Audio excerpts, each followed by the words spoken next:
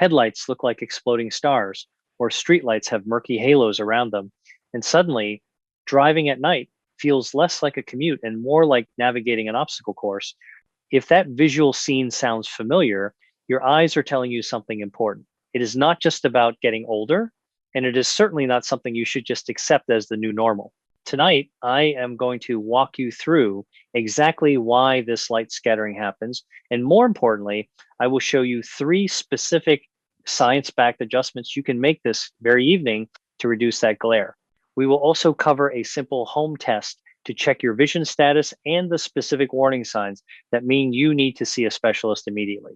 You might assume that seeing halos or struggling with oncoming high beams is just a standard part of aging, like gray hair or stiff joints. But actually, it is often a sign of specific optical chaos happening inside the eye. Light that should be focusing sharply is instead scattering like a shotgun blast across your retina.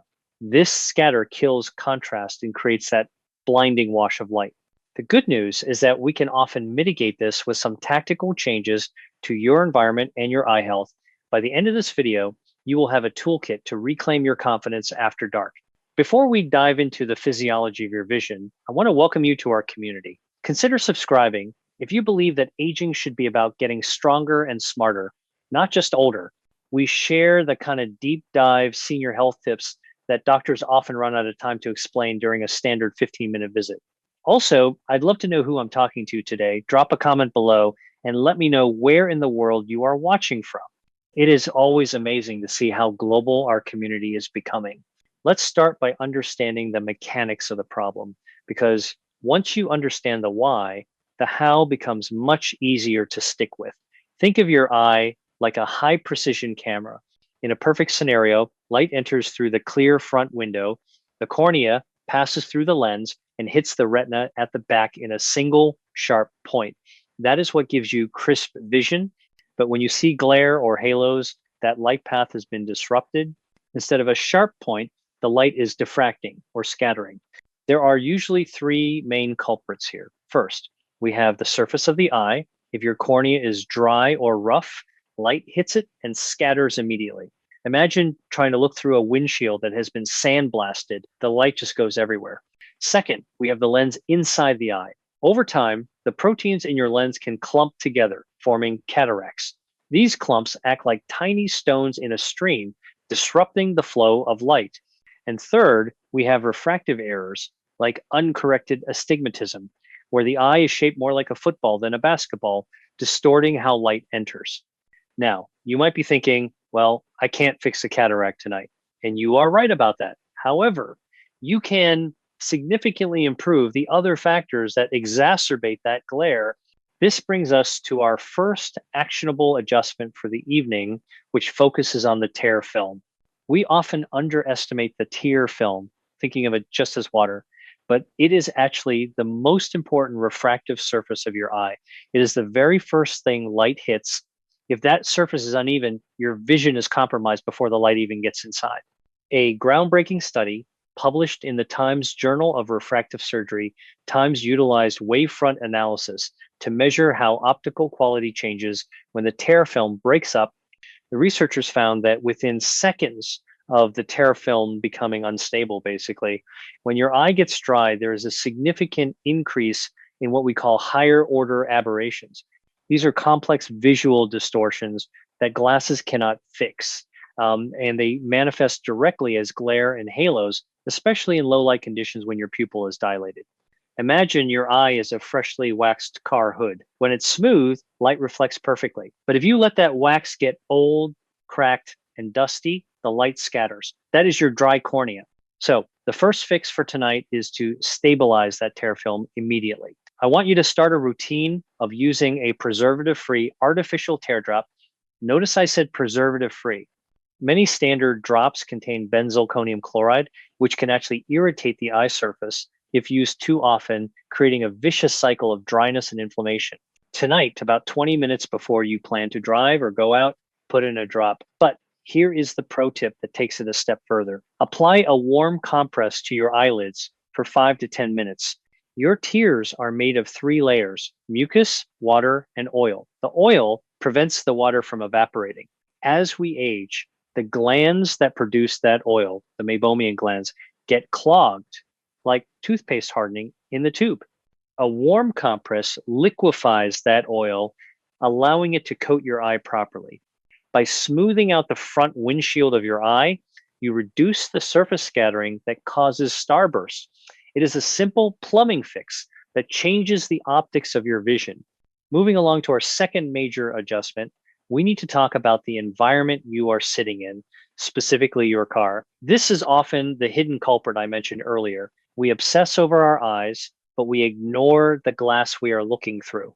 You might think your windshield is clean, but there is a phenomenon called stray light that occurs due to micropitting and specifically the off-gassing of vinyl from your dashboard that creates a hazy film on the inside times of your windshield.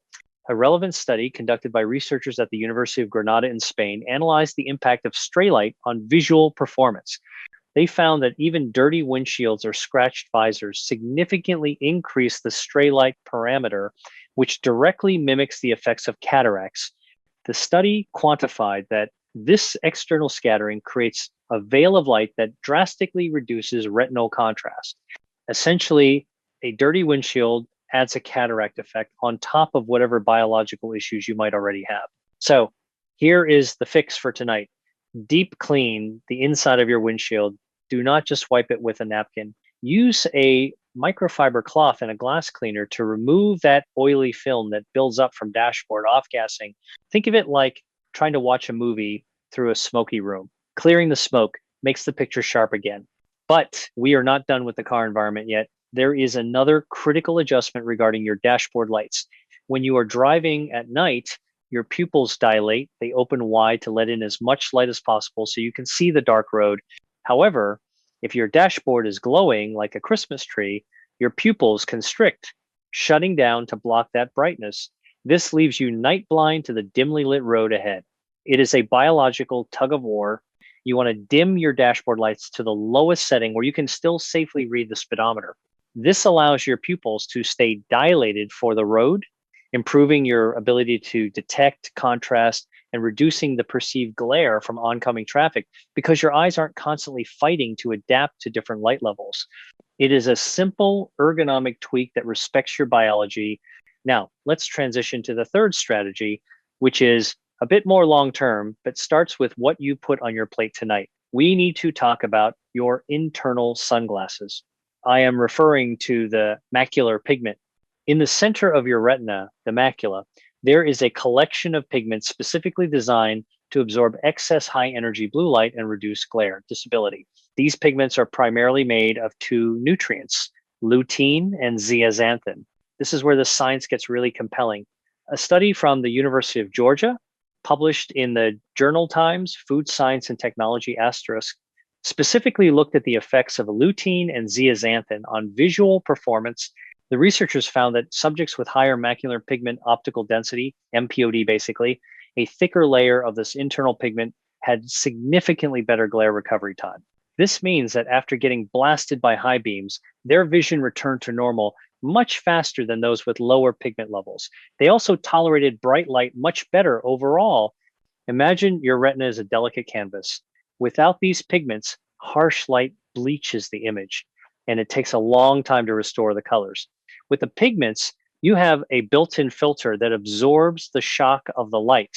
Tonight, I want you to incorporate a source of these carotenoids into your dinner. We are talking about dark leafy greens like spinach, kale, or collard greens. Cooking them with a little bit of healthy fat like olive oil helps your body absorb the nutrients. While this won't fix your vision instantly like the warm compress might, it is the biological foundation for building resilience against glare over the coming weeks. Start loading that pigment shield tonight. If you are finding these tips helpful so far, please take a second to hit that thumbs up button. It helps this video reach other seniors who might be struggling with night driving. And frankly, we could all use safer roads. Now that we have covered the immediate fixes, we need to address a question I hear constantly. How do I know if this is just dry eye or if I have a developing cataract? It can be hard to tell the difference because the symptoms overlap. To help with this, I want to teach you a simple assessment you can do at home called the Pinhole Test.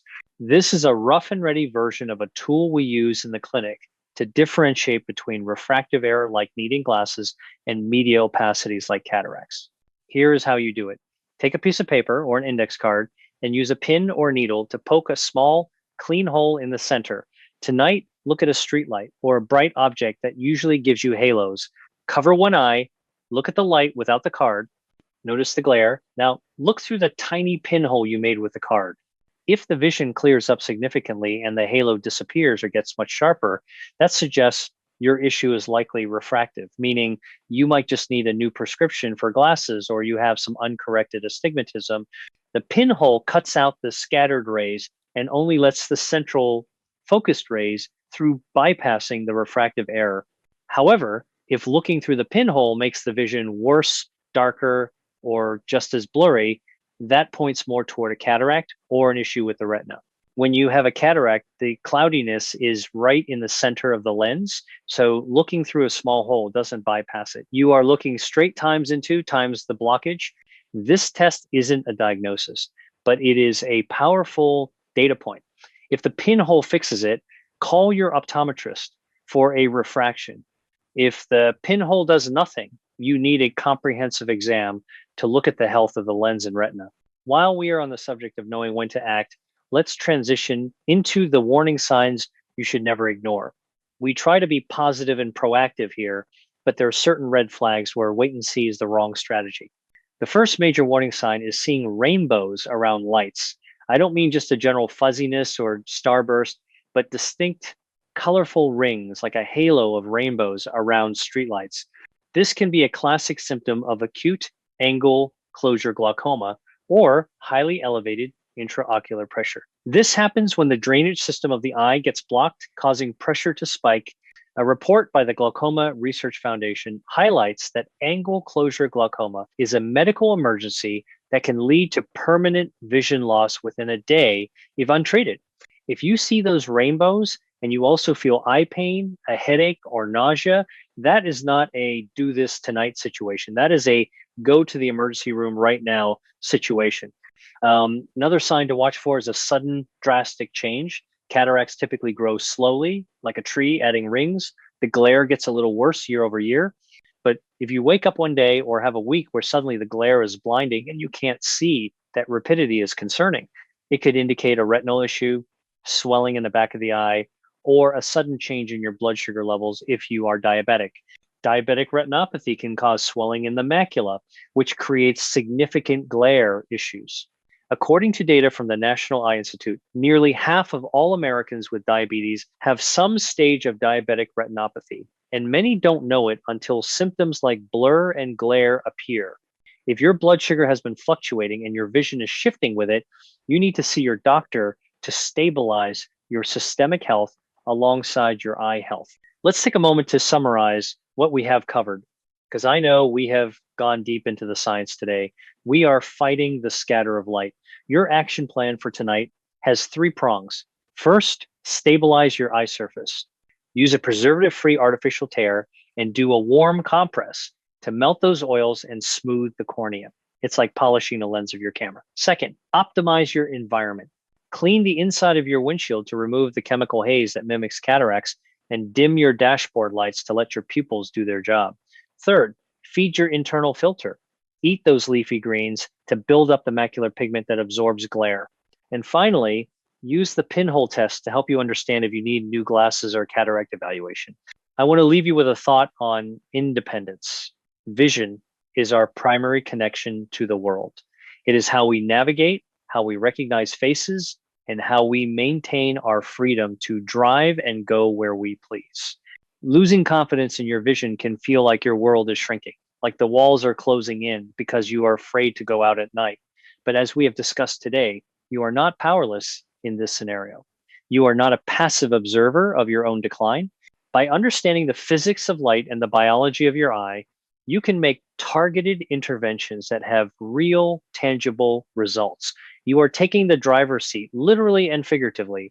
Do not settle for a blurry world. Do the maintenance, make the adjustments, and protect your right to see clearly. So here is my question for you to answer in the comments below. Which of these adjustments are you going to try first tonight? Is it the warm compress Or are you finally going to scrub the inside of that windshield? Let me know. And please, if you found this deep dive helpful, like this video and subscribe to the channel, not just for me, but because your health is worth fighting for. And we are going to keep fighting for it together. Until next time, keep your eyes on the road and your spirit high. You've got this.